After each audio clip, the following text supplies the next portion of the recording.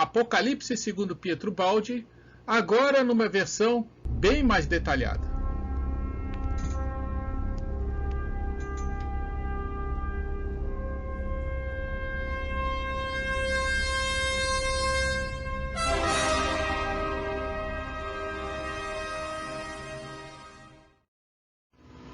E aproveitando o brilhante pensamento de Pietro Baldi, podemos ligar os 4 selos e os 4 prodígios como ações dos homens a alguns outros capítulos mais à frente do Apocalipse.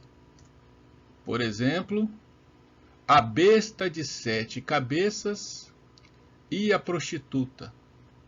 Uma descrição muito detalhada do comportamento, principalmente da Idade Média dos homens. Não poderemos mostrar aqui a leitura, recomendamos que seja lido e meditado a questão, mas descreve lá o comportamento do homem ao longo aí dos últimos séculos, com especial atenção para o comportamento do homem na Idade Média. Existe também uma outra descrição onde o cavaleiro do cavalo branco, a besta e o falso profeta entram em combate. O cavaleiro do cavalo branco é o ser divino, que existe uma relação direta com uma profecia hindu que fala do Kalki Avatar, que é exatamente um ser de cavalo branco vestido de púrpura ou vestido de vermelho, exatamente como está no Apocalipse. E não devemos nos surpreender com isso, pois a profecia, a visão divina, não pode ser atribuída só a um povo judeu, numa região diminuta do Oriente Médio. Ela é uma verdade universal, global. Então, obviamente, os hindus receberam a mesma profecia, de outra forma, mas a profecia, a origem é a mesma, e descreveram como o Kalki Avatar. E João Evangelista a captou como o cavaleiro do cavalo branco, que venceu a besta e o falso profeta. A besta e o falso profeta exatamente está ligado à mulher de púrpura, que está na imagem à esquerda, e também aos 4 selos e os 4 prodígios. No caso desse cavaleiro, e essa luta com a besta e o falso profeta, é como se a parte das ações dos homens e a parte da resposta de Deus fossem descritas num cenário único. E da mesma forma, uma descrição logo a seguir tem os 1000 anos, que é o dragão amarrado e depois desamarrado, que descreve que os anjos vão colocar o dragão preso durante 1000 anos e depois ele será solto. Há um livro que nós comentamos lá no começo a respeito de Francisco de Assis, que foi psicografado por Miramês, que explica que essa parte, de grosso modo, foi o seguinte: que Jesus, para manifestar a mensagem de Deus na Terra, precisava antes amarrar, colocar nas trevas inferiores seres que, se entrassem em contato com Jesus, Jesus não poderia se manifestar nem em alguns minutos. Então esses seres mais trevosos, mais terríveis, foram separados da humanidade, desencarnaram coletivamente ao longo das décadas e dos séculos, e foram amarrados nas profundezas das trevas. Porém, Deus, que é infinito amor e misericórdia, não podia deixar esses seres para sempre amarrados. Eles precisavam também evoluir. Então Deus liberou esses seres terríveis, que estão simbolizados na forma de dragão, após 1000 anos, ou seja, do ano 0 de Cristo até aproximadamente o ano 1000, um pouco antes. Esses seres ficaram amarrados para que o cristianismo, as verdades espirituais, pudessem ser minimamente conhecidas pelo povo ariano, pelo povo europeu. E só após esses 1000 anos é que esses seres foram libertados para reencarnarem e evoluírem, e também aprontarem das suas, aprendendo com a lei da causa e efeito a evoluírem também, sentindo na pele o que estavam fazendo para os outros. E o livro Francisco de Assis Miramês explica que é exatamente o início da Idade Média, onde a perversidade, a crueldade, inclusive entrando dentro da igreja, muitos padres, papas, bispos, não eram mais do que dragões, seres bestiais inferiores que se infiltraram na igreja e fizeram perversidade usando o nome de Cristo. Daí esse período terrível que, segundo esse livro e outras mensagens espirituais que temos acesso, essas bestas, esses seres terríveis, estão até hoje se expressando na Terra. Obviamente, essa descrição é uma combinação da ação de Deus e da ação dos homens. Mas explica que Deus está atento, só que a sua misericórdia permite a expressão do mal para que o mal aprenda e se arrependa. E com relação a esta imagem mais ao centro, que é da a besta de 7 cabeças e a prostituta, Pietro Baldi faz uma outra correlação impressionante, mostrando que principalmente a Europa como um todo está encaixada nas profecias do Apocalipse. Ele diz o seguinte, que a Europa, nos seus contornos geográficos, dependendo de como nós encaixarmos o mapa, é exatamente a descrição física da mulher prostituta em cima da besta de 7 cabeças.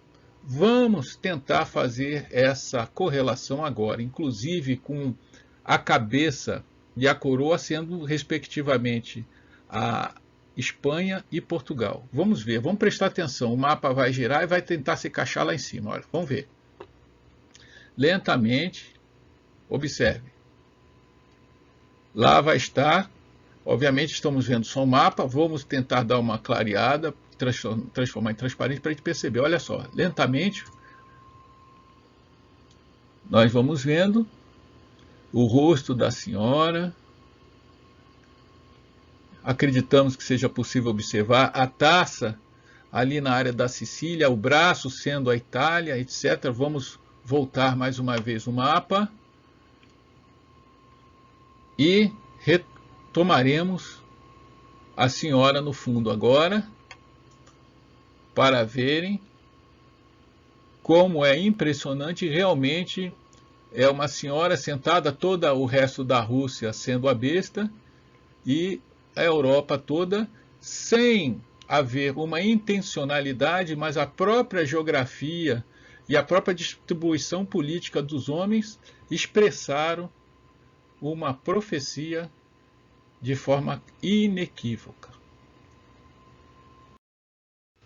Prosseguindo na sequência de selos, temos o 5º selo, as almas dos mártires. Vamos entrar depois em mais detalhes porque estamos fazendo dessa forma.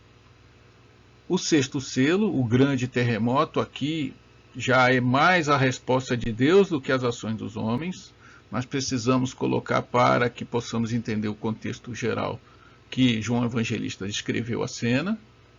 Pulamos uma e já vamos explicar por que. Vamos para o 7º selo, onde há um silêncio no céu, e as 7 trombetas, que já é o prelúdio, já é o início da resposta de Deus nessa primeira sequência, que são as trombetas.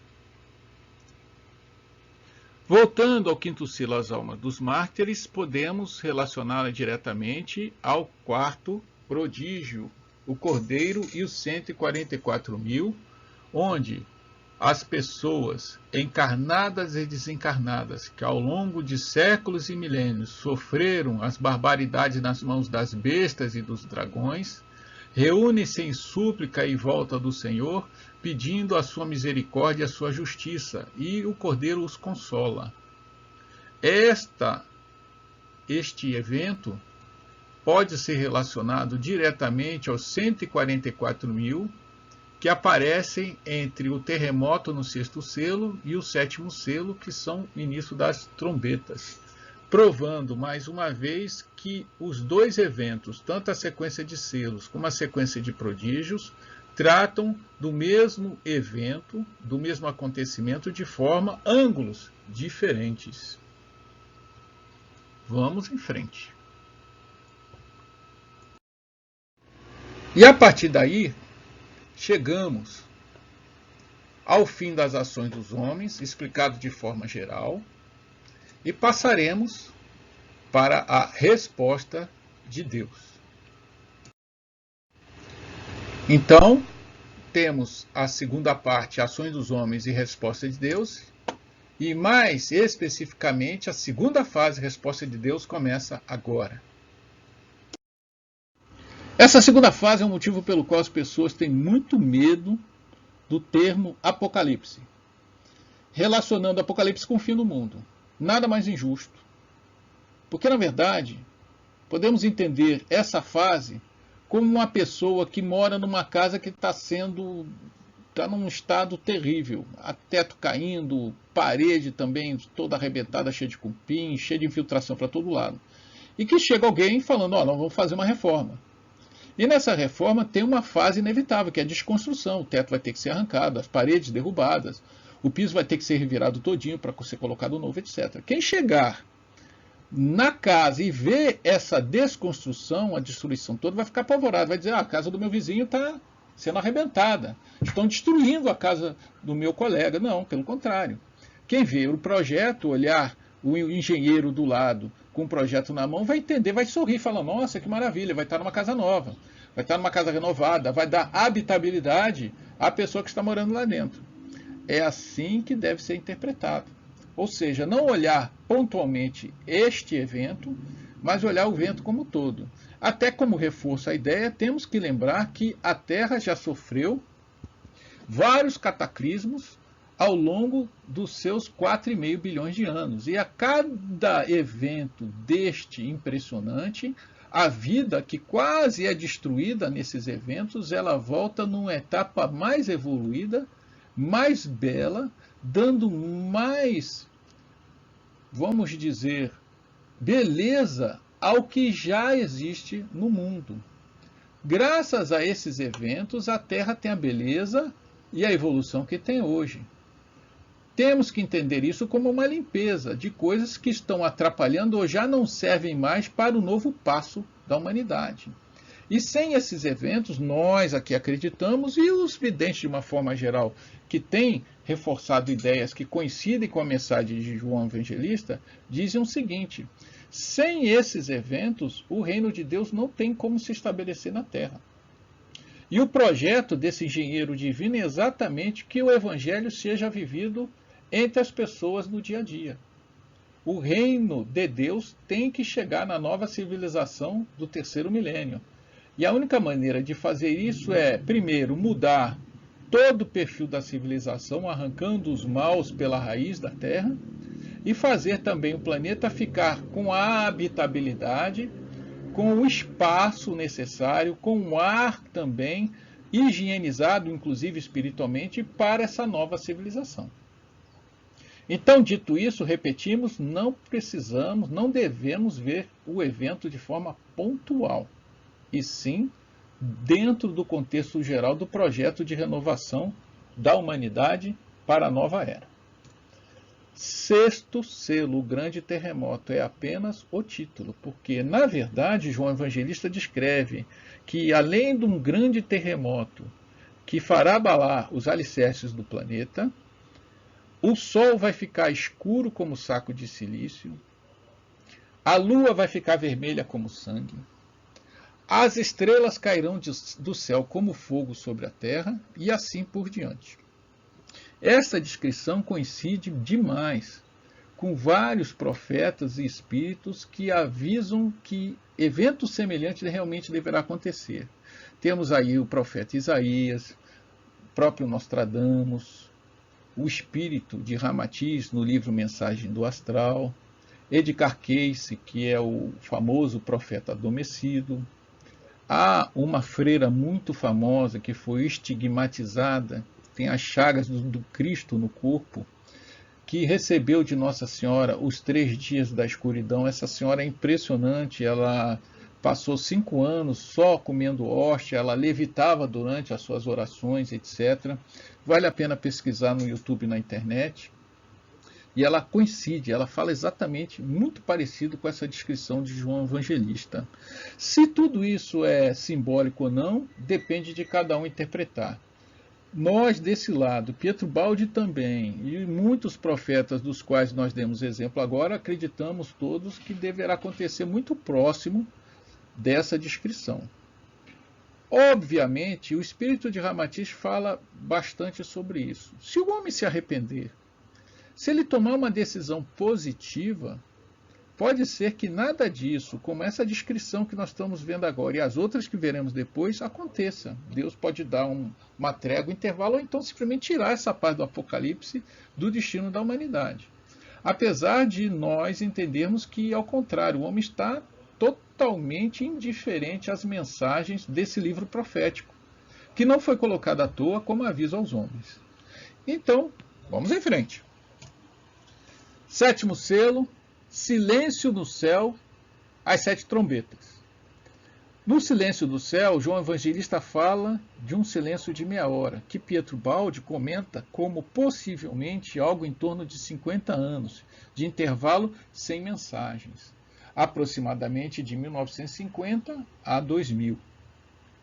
E, efetivamente, as mensagens, principalmente relativas à grande transformação, minguaram bastante. Quase não se fala disso nos meios espíritas, nas reuniões mediúnicas, até porque, ao longo desses 2000 anos, o que mais houve foram mensagens e avisos alertas à humanidade. Assim como houve avisos para os povos judeus durante a época de Noé, ou na captura dos judeus pelos babilônicos, pelos egípcios, e outros profetas também avisaram muito ao povo de Israel, o povo não se arrependeu, acabou sofrendo muito, mas não foi por falta de aviso. Sodoma e Gomorra também foi avisada.